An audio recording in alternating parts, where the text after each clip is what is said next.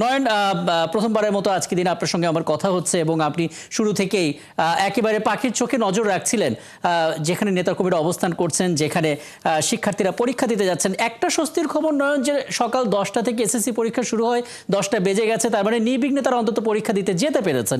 আপনার দৃষ্টিকোণ থেকে আসলে পরিবেশটা কেমন দেখছেন? নিরাপত্তার ব্যাপারটা একটু যুক্ত করে দেবেন নয়ন। মিছিল নিয়ে এখানে এসে রাস্তার পাশে নেতাকর্মীরা অবস্থান করছেন।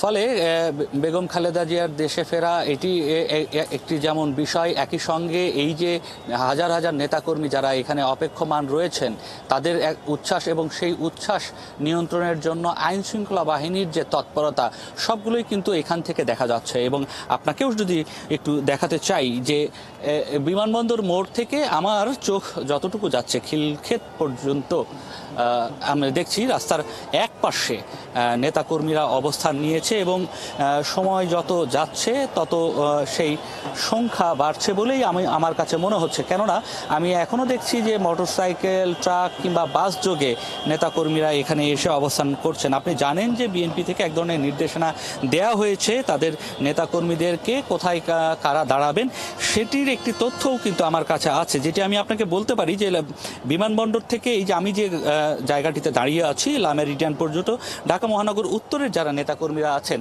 তারা এখানে অবস্থান করবেন। একই সঙ্গে এই খিলক্ষেত পর্যন্ত, এই লা মেরিডিয়ানের সামনে থেকে খিলক্ষেত পর্যন্ত ছাত্রদল অবস্থান করবে, যুবদল থাকবে খিলক্ষেত থেকে হোটেল রেডিসন পর্যন্ত, ঢাকা মহানগর দক্ষিণে অবস্থান করবে হোটেল রেডিসন থেকে আর্মি স্টেডিয়াম পর্যন্ত, আর্মি স্টেডিয়ামের পর স্বেচ্ছাসেবক দল অবস্থান করবে বনানী পর্যন্ত এবং কৃষক দল বনানী থেকে কাকলি মোড় পর্যন্ত, শ্রমিক দল থাকবে কাকলি মোড় থেকে বনানীর শেরাটন হোটেল পর্যন্ত। এভাবে ধারাবাহিকভাবে কিন্তু গুলশান 2 নম্বর চত্বর পর্যন্ত এখানে কোথায় কোন ব্যানারে নেতাকর্মীরা থাকবেন সেটি কিন্তু সুনির্দিষ্টভাবে জানানো হয়েছে। একই সঙ্গে আমরা দেখছি যেখানে শুধু আইন শৃঙ্খলা বাহিনীর সদস্যরাই নয়, আমরা দেখছি এখানে অনেকেই স্বেচ্ছাসেবক হিসেবে দাঁড়িয়ে গেছেন এবং তারা মাইকিং করছেন যেন কেউ সড়কে এসে প্রতিবন্ধকতা সৃষ্টি না করে।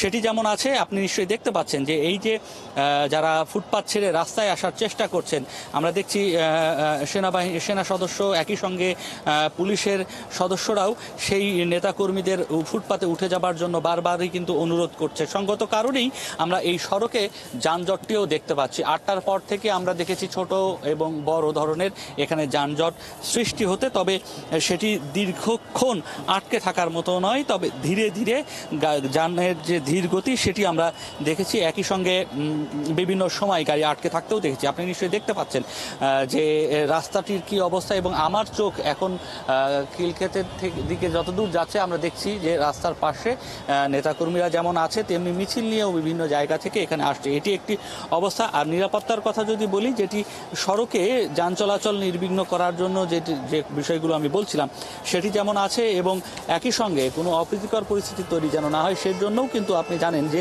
আইন শৃঙ্খলা বাহিনীর সদস্যরা এখানে তৎপর রয়েছে। একই সঙ্গে আপনি জানেন যে ডিএমপি থেকে এক ধরনের নির্দেশনা দেওয়া হয়েছে এই সড়কটিকে ব্যবহার কম করে কিভাবে বিকল্প সড়কগুলোকে ব্যবহার করতে হবে। একই সঙ্গে আপনি জানেন এলিভেটেড এক্সপ্রেসওয়েতে আজকে মোটরসাইকেল এবং 2 স্ট্রোক ইঞ্জিনের যেসব যানবাহন আছে সেগুলোকেও কিন্তু চলাচলের জন্য অনুমোদন দেওয়া হয়েছে। একই সঙ্গে ঢাকা ক্যান্টনমেন্টের ভেতরের যে সড়ক সেখানেও হালকা যান চলাচলের এক ধরনের অনুমোদন দেওয়া হয়েছে বলে আমরা জানতে পেরেছি। তো এটি হচ্ছে ডিএমপির পক্ষ থেকে একই সঙ্গে ঢাকার যে যান চলাচল সেটি স্বাভাবিক রাখার জন্য এক ধরনের প্রস্তুতি এখানে আমরা আগে থেকেই দেখতে পাচ্ছি। তারপরেও এখনও সময় যত এগিয়ে আসছে, আপনি জানেন যে ঘড়ির কাঁটায় 10:30টার একটি সম্ভাবনার কথা বলা আছে যখন বিএনপি চেয়ারপারসন বেগম খালেদা জিয়ার বিমানটি বাংলাদেশ ঢাকা শাহজালাল আন্তর্জাতিক বিমানবন্দরে অবতরণ করবেন। তারপর তাকে বের করার যে প্রক্রিয়া সেখানে হয়তো আরও কিছু সময় লাগবে এবং সেখান থেকে আপনি গুলশান পর্যন্ত যাওয়ার যে রাস্তা সেই রাস্তার চিত্র তখন কি হবে, যেহেতু এখানে হাজার হাজার নেতাকর্মী আছে সেটি এখন দেখবার বিষয়। এর উদাহরণ হিসেবে আমি বিগত জানুয়ারির যে 7 তারিখ তিনি যখন বাংলাদেশ থেকে লন্ডনের উদ্দেশ্যে রওনা দেন সেই দিনও কিন্তু আমরা দেখেছি পুরো রাস্তা জুড়েই নেতাকর্মীরা উপস্থিত ছিলেন এবং সেখানে তার গাড়ির গতিও কিন্তু অনেকটাই ধীর ছিল। আজকে তিনি যখন সুস্থ হয়ে দেশে ফিরছেন তখন সাধারণভাবেই এই নেতাকর্মীদের মধ্যে উচ্ছ্বাস আরেকটু বেড়েছে, যার কারণে এখানে উপস্থিতিও কিন্তু অনেকটাই বেড়েছে। তবে এখন পর্যন্ত তার বিমানটি নামেনি বলে আমরা এখন পর্যন্ত জেনেছি, এবং তারপর কি হবে সেটি আসলে তিনি যখন বেরিয়ে আসবেন তারপর এখানকার সড়কের পরিস্থিতি কি হয় সেটি একটি দেখবার বিষয়। তবে নেতাকর্মীদের সঙ্গে আমি কথা বলে যেটি জানতে পেরেছি, তারা উচ্ছ্বসিত এই কারণেই যে দীর্ঘ দিন পর তারা মনে করছেন হয়তো তাদের দলীয় প্রধান বিভিন্ন সভা সমাবেশে আবারও আগের মতো তাদের সামনে এসে উপস্থিত হবেন, সরাসরি তাদের সঙ্গে রাজনৈতিক মঞ্চে বক্তব্য দেবেন, এই ধরনের আশা করছেন। এবং আগামী দিনে বিএনপির যে রাজনীতি সেটি পরিচালনার জন্য একদম সরাসরি সামনে থেকে নেতৃত্ব দেবেন, এই রকমের নানা ধরনের বক্তব্য কিন্তু নেতাকর্মীদের কাছ থেকে পাচ্ছি। এবং এই যে পরিস্থিতি সেটি আপনি নিশ্চয়ই দেখতে পাচ্ছেন।